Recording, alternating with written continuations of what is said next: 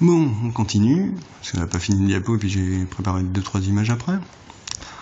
Loi du entier parent ont-ils le droit de réserver des postes de travail le dimanche, voilà. D'ailleurs, si vous économisez bien votre taux de chôme et de retraite, puisque c'est la même chose, dans ce système-là, vous pouvez imaginer que vous pouvez en effet prendre 1 an de vacances, plutôt qu'un an de retraite plus tard. Après, il faudra trouver un emploi qui vous plaît pendant la retraite. Mais garde d'enfants, il y en a beaucoup qui le font. Tricoter, ça peut être un emploi aussi. Bon, il y a beaucoup de choses à faire. Ensuite, il y en a qui font toujours leur jardin à 60 ans. On peut imaginer des jardins, non pas partagés, mais des jardins de production dans un quartier, pour le quartier. Enfin bref. Pays de con. Réservation, première étape, donc des paniers d'achat, poste de production, donc oui. J'ai parlé depuis le mois de juillet, donc c'est un peu dur. Donc pas de SDF ou crève la faim, oui, bon, ça, je pense que toute personne qui a un cerveau a compris. Réservation, deuxième étape. Alors l'idée des étapes, c'est qu'on peut faire en plusieurs étapes. C'est-à-dire on commande déjà ses besoins, son confort, on voit combien d'heures il faut travailler. Donc déjà, il faut être d'accord avec sa propre consommation.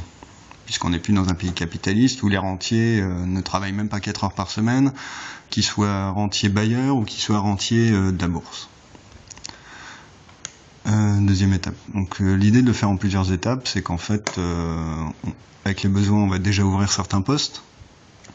Donc on va voter, on va en réserver quelques-uns. Ensuite, dans une deuxième étape, on va faire le confort. Donc là, on peut peut-être rééchanger des postes qu'on avait pris. L'idée, c'est d'avoir un algorithme de prévision municipale ou régionale qui soit suffisant. Sachant qu'il faut quand même prévoir les exports et les imports entre, par exemple, l'Aquitaine pour les endives du Nord, et puis peut-être échanger aussi pour le Nord, justement, du vin médocain, par exemple. J'ai oublié un truc. La troisième étape, en fait, on peut choisir ses emplois au fur et à mesure des étapes. C'est qu'une illustration de toute façon. Ensuite, le panier d'achat de libre production qu'on a acheté, on peut aussi prévoir un peu ce qu'on veut. Si on aime que le japonais, c'est con d'avoir que des restos, que des McDo dans son coin. Alors, marché du travail et poste de formation qualifiante en entreprise. L'idée, ça, c'est que si vous regardez les crédits étudiants, aujourd'hui, on est en train de faire une bulle boursière sur les crédits étudiants, c'est-à-dire que les banques ne vérifient pas forcément et ne savent pas forcément s'il y aura des débouchés. C'est un peu comme l'informatique il y a 20 ans. Donc, elles accordent des crédits qui ne sont pas remboursables, puisque la personne ne travaillera pas à la fin de son diplôme. Donc, il y a une bulle spéculative qui est en train de se former, qui va provoquer selon moi, un crash à un moment ou à un autre, un peu comme les subprimes. Donc l'idée, c'est, on peut très bien imaginer que chaque métier soit avec une formation qualifiante. De l'infirmier au veto, en passant par le policier, je sais pas, j'y ai pas réfléchi. Bon, enfin bref. Donc l'idée, c'est de faire des formations avec le TP. C'est-à-dire, vous avez les cours la moitié du temps, et ensuite, vous avez des TP l'autre moitié du temps. Qui vous forme avec quelqu'un qui s'y connaît. Vous ne démarrez pas sur le tas. Vous n'êtes jamais seul. La formation s'effectue en entreprise sur un poste ouvert ou à ouvrir. Cours d'informatique plus TP sur le tas. Donc l'idée pour diminuer le budget de l'éducation, c'est World of School, c'est l'idée que un même prof n'a pas à répéter 100 fois le même cours. Vous pouvez très bien le regarder en vidéo. Moi j'ai eu des profs comme ça. Oh putain.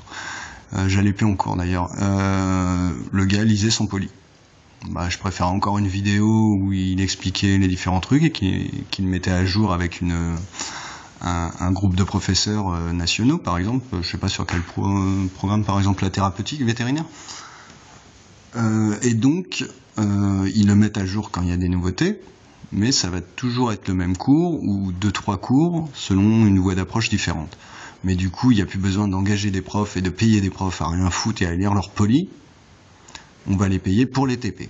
C'est-à-dire là où ils vont faire du cas par cas, 5 élèves par 5 élèves, pour leur expliquer ce qu'ils n'ont pas compris. Ce qui est beaucoup plus rentable pour une société qui veut éduquer son peuple, et non pas le sous-éduquer pour qu'il sache même pas ce que veut dire démocratie. Ce qui veut dire voter les lois pour ceux qui n'ont pas suivi. Voilà, c'est les fameux crédits étudiants, justement.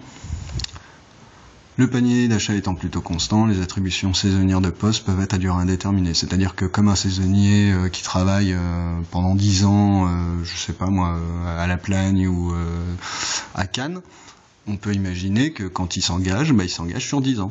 C'est-à-dire que tous les mois d'août et tous les mois de juillet au mois d'août, à moins d'une grosse faute professionnelle, et de toute façon son contrat il est engagé pour tous les mois de juillet, tous les mois d'août. Et il peut faire plusieurs contrats comme ça. Donc ça permet de stabiliser la prévision des productions et des unités de production ouvertes.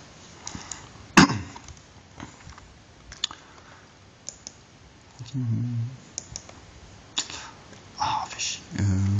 Quoi de neuf là, hein. Putain, il est long ce diapo. Donc réservation pluriannuelle. Donc là, ça simplifie la réservation. Et c'est bien des CDI, c'est pas des CDD. Bon là c'est les échanges de commandes interrégionaux, j'en ai parlé avec les endives. On enlève le problème de la contradiction entre le fair trade et la production locale, parce que le fair trade, il y a plusieurs producteurs, donc il y a plusieurs fois du profit à chaque étape. En plus, c'est pas très écolo, mais ceci dit, ça rembourse la dette coloniale, donc c'est quand même fair, juste pour ceux qui parlent pas anglais. Après, il faut trouver un juste équilibre avec le local. Donc le fair, il est fait sur le fait que dans Fraterni, c'est le même salaire pour tout le monde, puisque l'heure de travail, c'est la même pour tout le monde, une heure, c'est une heure. Et donc les échanges locaux permettent d'avoir un système un peu plus écologique, mais bon, ça, faut attendre l'énergie gratuite. Alors, rentabilité ou prix de production, oui, alors la rentabilité, c'est-à-dire que chaque citoyen préfère travailler moins pour avoir le même produit. Donc il faut être rentable, dans le sens où pour une même heure de travail, c'est bien de produire autant de télé par exemple, dans son usine. Prix de production, c'est que d'un autre côté, il faut un juste équilibre pour que le travailleur se fasse pas exploiter et soit payé au juste prix. Oh putain, on est clair. Oui, bon, vous pouvez aussi regarder le diapo parce que là, il y a trop de trucs. Ouais. Ok. Bon, je vais peut-être faire une pause parce que là, il y a plein de diapos qui ne doivent pas servir à grand chose.